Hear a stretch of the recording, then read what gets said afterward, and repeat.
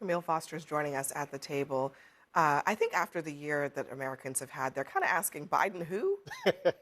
He's been out of office a little while. The president of the United States has a knack for trying to evade culpability for various things that he does wrong, and blaming Joe Biden is one of those things. But also, two things can be true at once. It is certainly the case that the Biden administration pursued any number of regulations that did, in fact, increase costs. Inflation was a problem under the Biden administration. Spending did continue to balloon. It's just that the president of the United States has done his seemingly best possible effort, or made a best possible effort, to make all of those problems considerably worse. So here we are. I wonder if we could return back to the spirit issue for a moment, because I do think this is another example of us having kind of two things happening at once. It is certainly the case that there was a ruling, but yes, the government has the ability to intervene in various things in the economy, to regulate whether or not mergers can take place. The question is whether or not this merger would have helped this company survive these difficult times, and it seems likely that it could have. I think the other question is also whether, and he's views the whole thing through what can you do for me in this election, as opposed to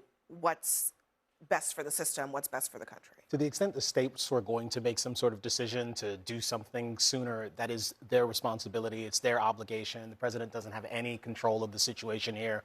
Giving these directives, I think, as Noah already pointed out, really bad optics for Republicans. But I also think that, you know, as I think about this, I don't tend to think that anyone has particularly clean hands here. Like, the reality is that whether you want to keep the current maps or get rid of the old maps, and you're kind of vocally, vociferously in support of either outcome, it's really because you want to game the system. And ultimately, with respect to gerrymandering, what we really need is some sort of national policy with respect to actually having independent, competitive districts. Every single incumbent ought to be under pressure in every single race. It may not always yield the best governance, but what definitely doesn't yield the best governance is everyone playing this game where they try to safeguard the districts for themselves on whatever basis. So I do think the ruling was probably generally in the right direction. What we need now, however, is some actual gerrymandering reform. A quick last word. I was just saying that I don't know that colorblindness is the real standard here. Again, I think if we're looking to create competitive districts, that's the most important thing.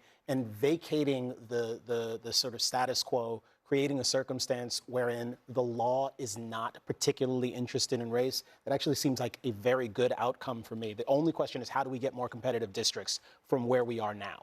If you do the math on that, that's about 0.014483% of his net worth. It's like just like handing over a $100 bill if you're a middle-class American. I mean, he didn't steal the money. He earned the money. He earned it giving us products and services that have generally enriched our lives, and he's giving the money to charity.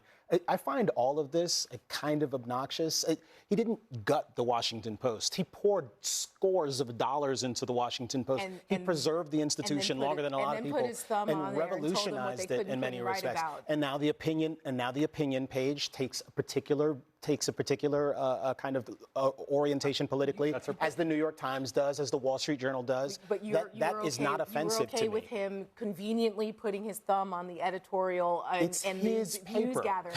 I'm just saying, it's his paper, it's and not the American mine. people And you're not looked at that and obliged to said, read we're going it. to cancel those subscriptions because you did it for political gain. Can I take it a step further? I'm just saying. I think that there's something strange about kind of demonizing billionaires and wealthy people. They're just citizens. This is the Met Gala. Let them have their fancy party at $100,000 a ticket. Absolutely. It's been overwrought with politics for years. The optics are horrible for him right now. Let them eat cake or whatever. All right. I have a proclivity to dress down in circumstances where I'm supposed to dress up, if you hadn't caught on. But I would totally wear conventional black and white tuxedo situation, Tom Ford design. Just don't take any chances at the Met Gala. All right. Tom Ford's